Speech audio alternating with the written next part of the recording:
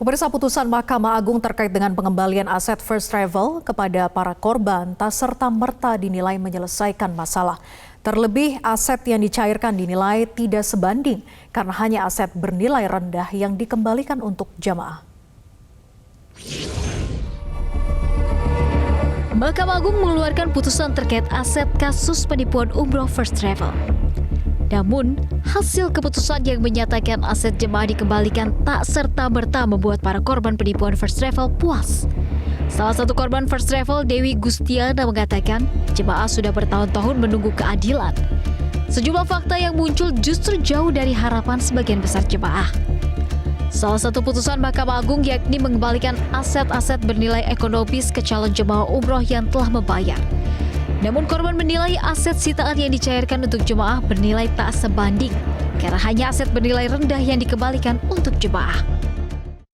Aset yang tertera itu yang diserahkan, yang disita, yang kemudian mau diserahkan ke jamaah kemudian ditolak, itu adalah restoran di London, apartemen di Kembangan, kantor di Auri, ada 2 unit mobil dan tanah di Lombok. Itu nilainya maksimal itu 25 miliar hitungan kita waktu itu. Oke. Yang lainnya itu ada ikat pinggang, hanya kursi, komputer dan semuanya itu pasti menurun. Dan ini sudah 4,5 tahun yang lalu loh.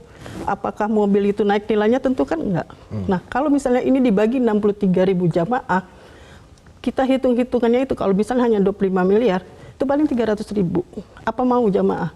Kalau kami inginnya itu aset itu putusan itu adalah diberangkatkan, bukan dikembalikan.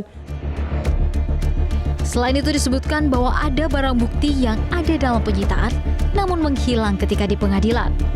Di antaranya adalah sejumlah mobil dan sebuah rumah yang sudah diserahkan ke pihak lain. Menanggapi hal ini, pakar TPPU Yenti Ganarsi mengatakan hal ini perlu ditelusuri karena dirasa ada kejanggalan.